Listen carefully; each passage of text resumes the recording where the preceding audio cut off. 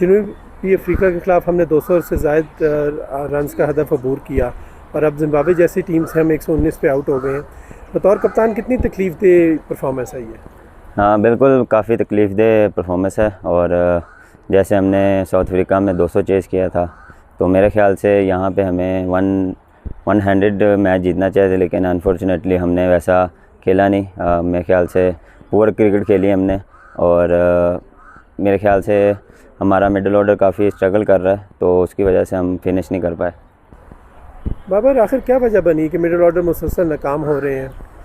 नहीं, मेरे ख़्याल से मिडिल ऑर्डर नहीं, आज मेरे ख़्याल से थ्रू आउट जो हमारे बैट्समैन थे वो वैसे ही परफॉर्म नहीं कर पाए जैसे हम करते आ रहे थे। मेरे ख़्याल से पूरा एक जो हमारा बैटिंग ग्रुप था वो आज कोलैप्स हुआ है, जिसकी वजह से हम मैच हार गए। और मेरे ख़्याल से क्रेडिट देना चाहिए जिम्बाब्वे की टीम को, जो उन्होंने अच्छा कमबैक किया।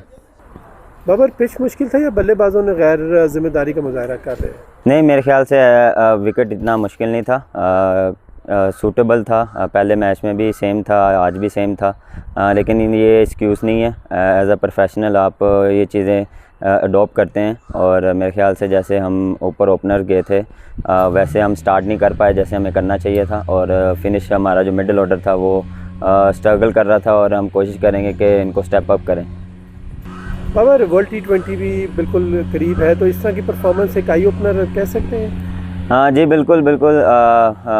T20 मेरे ख्याल से पास आता जा रहा है, और मेरे ख्याल से हमें ये चीज़ें हमें जल्दी सॉर्ट आउट करनी चाहिए, और कोशिश करेंगे कि इस चीज़ को जल्दी सॉर्ट आउट करें और नेक्स्ट मैच में हम कम बैक करें। और जो आगे जितने भी T20 होंगे हम अपना अच्छा कॉम्बिनेशन के साथ टीम बनाएंगे और खिलाएंगे।